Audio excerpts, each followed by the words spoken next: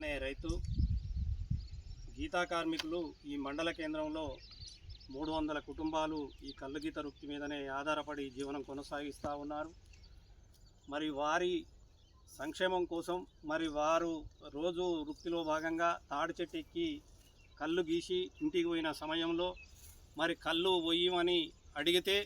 ఇవాళ లేదన్నా అని చెప్పడంతో మరి ఆయన సాయంత్రమే ఇంటికి పోగానే గీతా కార్మికుడు కళ్ళు గీసి ఇంటికి పోగానే మరి ఈ 6 చెట్లు కళ్ళు బారే చెట్లను తీసేసి ఈ బండ కుమార్ మీద మరి ప్రభుత్వం మరి యాక్షన్ తీసుకోవాలి, ఈయన పైన చట్టపరమైన చర్యలు తీసుకోవాలనేది మేము ప్రభుత్వాన్ని కోరుతా ఉన్నాం. అదే విధానంగా ఎక్సైజ్ అధికారులు సూత మరి స్పందించి జిల్లాల్లో కానీ రాష్ట్ర వ్యాప్తంగా కానీ ఎక్కడ కానీ వృత్తినికి సంబంధించిన మరి కళ్ళు గీత కార్మికుల పొట్టలు కొట్టే ఈ తాడి చెట్లు ఏవైతే మరి కోస్తారో వారిపైన ప్రత్యేక చట్టం తీసుకురావాలని మేము ప్రభుత్వాన్ని కోరుతా ఉన్నాం. ఒకవేళ లేని పక్షంలో